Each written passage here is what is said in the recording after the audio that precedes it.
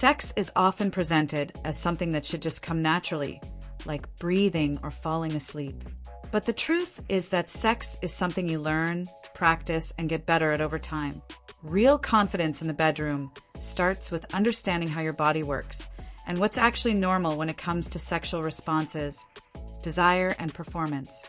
I'm Dr. Evelyn Hartwell, a urologist and pelvic surgeon, and this is the kind of conversation I have with patients every single day. People walk into my office worried that they're broken, that they take too long to orgasm, that they finish too quickly, or that their anatomy somehow isn't right. They compare themselves to what they see in movies or adult content and feel like they don't measure up. And almost every time, what I end up telling them is the same. You are probably completely normal. Sexual concerns often aren't medical problems at all. They're education problems. Most of us simply weren't taught accurate information about sex, pleasure, or anatomy. So, let's talk honestly about what happens in your body during sex and what's realistic to expect. There isn't one correct way to experience sex, but there is a general pattern many people fit into, and understanding it can remove a lot of anxiety. Researchers have described what's called the sexual response cycle, which includes desire, arousal, orgasm, and resolution. Desire is the initial spark, a thought, touch, look, fantasy, or moment that makes you feel like you want to be sexual. For some people, desire is spontaneous, like a light switch flipping on the way it often did when we were younger.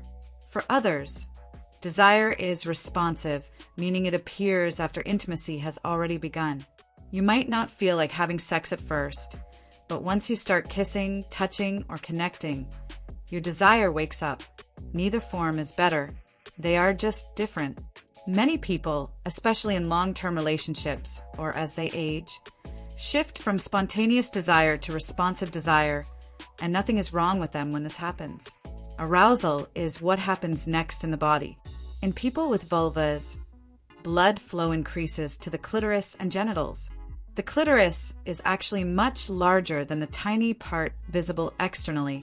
Most of it extends internally around the vagina. The tissues swell, the vagina produces lubrication, and the inner lips can change color and size. This process isn't instant.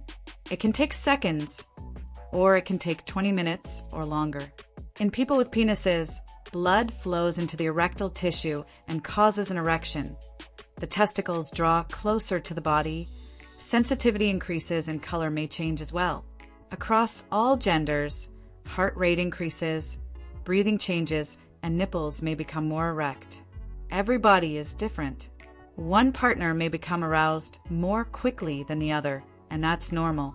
The key is understanding that arousal isn't a race. Orgasm is the release of built-up sexual tension. It involves rhythmic muscle contractions in the pelvic floor, and, for some people, the uterus or vagina as well. Some people experience one orgasm. Some experience multiple, and some don't orgasm at all, even though they enjoy sex. Both orgasm and ejaculation in men typically occur together, but are technically separate processes. It's possible to ejaculate without feeling the pleasure of orgasm, and it's also possible to orgasm without ejaculating. After orgasm comes resolution, when the body gradually returns to its baseline. During this stage, people with penises experience what's called a refractory period, a window of time when they can't get aroused or have another erection, no matter what. When people are younger, this may be only minutes. As they age, it may be hours or even a day.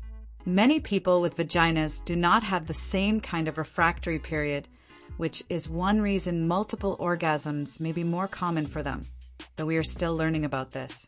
One of the biggest sources of stress about sex involves timing. We're surrounded by media suggesting that sex should be non-stop, intense, and last forever. In reality, research shows something very different. Studies of couples around the world found that the average time from penetration to ejaculation is about 5 minutes.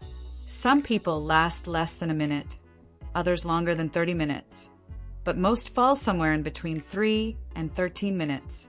That doesn't include foreplay or other sexual activities, which are important and often make the entire experience 15 to 30 minutes or more. 2 minutes isn't bad. and 20 minutes isn't superhuman. What matters most is whether both partners feel satisfied, connected, and comfortable.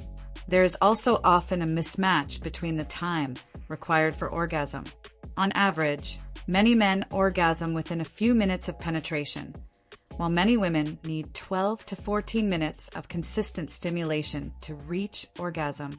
That means if sex focuses only on penetration or only on male pleasure, the likelihood of a woman reaching orgasm drops significantly. That doesn't mean the experience isn't meaningful or enjoyable without orgasm. Pleasure and intimacy are not measured only by that final peak. But it does highlight why communication, foreplay, and clitoral stimulation are essential. Speaking of anatomy, a lot of worry centers around size. The average erect penis length is roughly 5 to 5.5 inches, with most people falling somewhere between 3 and 8 inches. Girth averages about 4.5 to 5 inches around. The vagina in an unaroused state is usually about 3 to 4 inches deep, but it expands significantly during arousal, a process known as vaginal tenting. In other words, human bodies are designed to be compatible. Much more important than size is communication, comfort, arousal, and mutual respect. There are also many myths that cause unnecessary insecurity. One myth is that real orgasms only come from penetration. This is absolutely false. The clitoris, which contains about 10,000 nerve endings and exists solely for pleasure, is the most reliable pathway for orgasm for most women. Another myth is that good sex should just happen naturally without effort. In reality, good sex, like any meaningful skill, takes time, curiosity, patience, and practice. Using lubrication, trying new approaches, and talking openly are not signs of failure. They are signs of healthy intimacy. Another myth is that partners should always want sex at the same time and in the same amount.